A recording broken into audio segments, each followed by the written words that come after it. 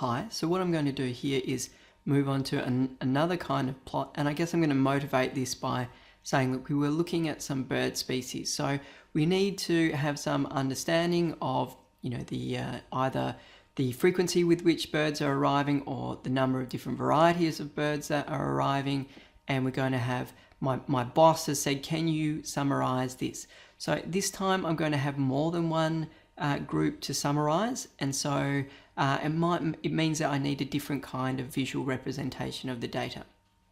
So this is my question of interest. It may be for tourism planning, or it may be for environmental management, or it may be for a mining survey to get some baseline data before we're allowed to do some production or exploration activity, any of those things.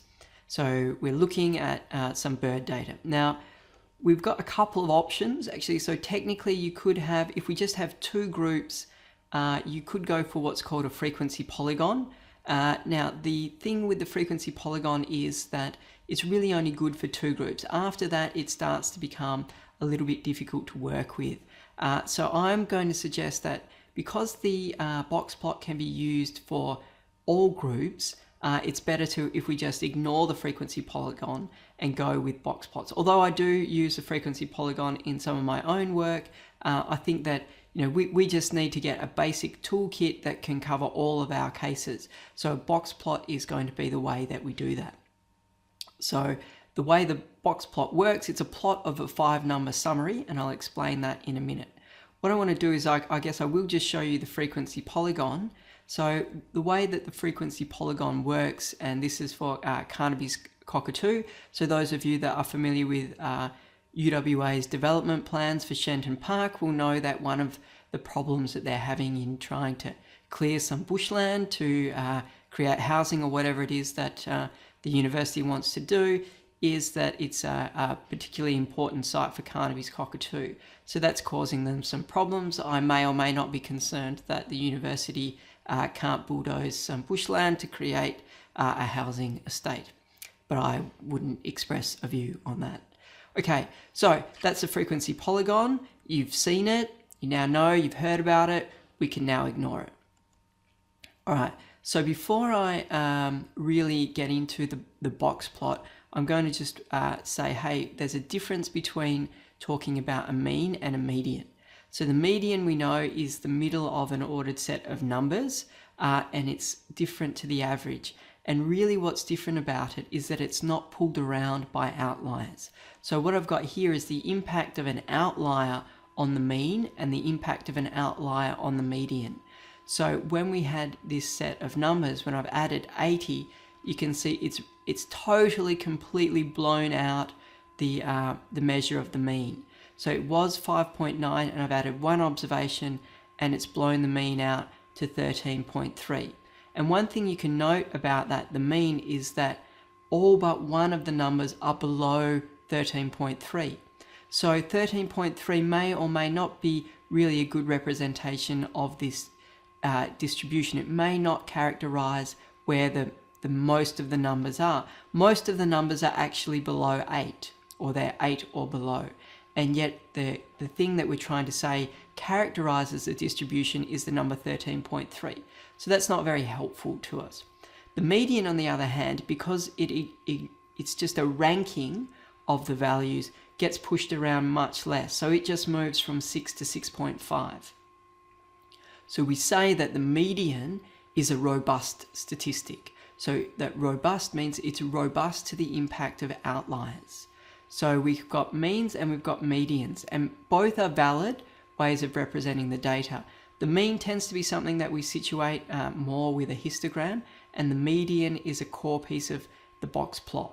So let me continue with this, working through with this set. We can go further than look at just the median. We can also have the interquartile range. And the interquartile range is just found by separating the data first in half. So you find the median, and then you look at those two halves and you find the median of the upper half and the median of the lower half, and the range between those two values is the interquartile range. So what does the interquartile range capture? It captures the middle 50% of the data. So that's another way of saying, so we're saying, hey, look, you can have the mean and the standard deviation. So the mean plus or minus 1 standard deviation, that captures, 2/3 to 70% of the data. The interquartile range captures 50% of the data. So it's a different way, and if we had outliers or skewed distributions or something like that, we might find that the interquartile range is a much more robust measure of telling us where most of the values are. So let's have a look at that. So here's that same number set that we were looking at. If you work in Excel, there are a couple of ways to find these values. It's quartile.inc, and the INC is just whether to include the borderline values in the category or not.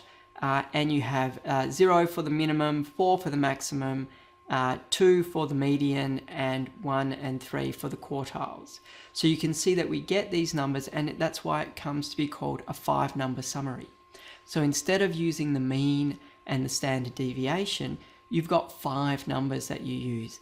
The median and the interquartile range, and that tells you where 50% of the observations are, and then you have the full extent of the distribution, which is described by the maximum and the minimum. And you can get these values in Excel using the quartile.inc range. Okay, so say we had some numbers. So these are the different bird species counts on different islands. And again, as I was saying, this might be something if you are trying to promote some tourism or some development, which is an important part, or trying to work out which are the most endangered or in under threat ecosystems. This is something that we might look at. We might have a fixed decision rule for the amount of time that we'll look at, and we might collect some data on different days. So this is what we've got here, five islands, and then let's look at a 5-number summary of this. Now the issue with this is that you can draw out all of the relevant information, but it may not be the easiest way for us to get all of the information. So if I look at this table and I'm looking up here, I can see, okay, what's the, maybe some of these values are the medians look a bit different in Antigua and Dominica. They're a bit higher than in Guyana and Jamaica. Minimums look a bit higher in the last 2 groups as well. So I might say, okay, actually, there are some groups forming here, but reading across all of those different numbers is a little bit tricky. So our way that we process this is we make a plot from these 5 numbers, and this is how it works. You have the middle 50%, so that's the interquartile range, and that's represented by a box. We identify the median with a solid line, so we're not identifying the mean, so it's all of these robust measures going together. And then we have the maximum and the minimum identified by the whiskers. So that is plotting those same 5 numbers in a way that's easy for us to visually process. Now there's one final trick for these things, which is sometimes we have I'm reluctant to say outline, but I will because that's how it's classified. So if we extend all the way out, we have this looking like a long section. So that bit at the top, that whisker is showing that's 25%, that's the top quartile of the data. And it may be that there's just one observation way out in the tail that's making it look very, very long. So the way that we do that is we apply a decision rule which truncates where the whiskers form. And the default decision rule, you can override this, you can have no truncation rule, you can have whatever you want, but the default decision rule is to extend the whisker a maximum of 1.5 times the interquartile range. And then for those observations, you don't delete them, you show them with a dot. So it means that yes, there is that you are showing the maximum and the minimum, but you're saying that, look, it's actually, there's just that one outlier there, and most of the observations are right down here. And the way that we then compare them, so rather than looking across that table, you can actually see the grouping much more clearly when we have it a plot. You say, yes, Guyana and Jamaica, they look very similar. In Dominica, it looks like we've got more spread, so there's more uncertainty. But the middle chunk of the data looks like it matches with Antigua. So we can actually, rather than having to make the hard work of going through the table, I can actually see the different groupings in the data, and that starts where we can start to perform some analysis once we've got this. Look, there are all sorts of things that you can tweak your plots with. You can, do these kind of notches, and you can shrink them a bit, the bins, to make them look better or worse, depending on your point of view. All these different kinds of things that we can learn about. And where do you learn about all of these things in the box plot? Again, you can look at just the handout, or you can look at the relevant chapter in the book. So what have we covered in this section of recordings that I've grouped under the heading Week 2, Section A? We've recapped what we saw in the first week. We've seen that when we've got one group of data, we probably want to use a histogram. When we have two or many groups, we're going to use a box plot.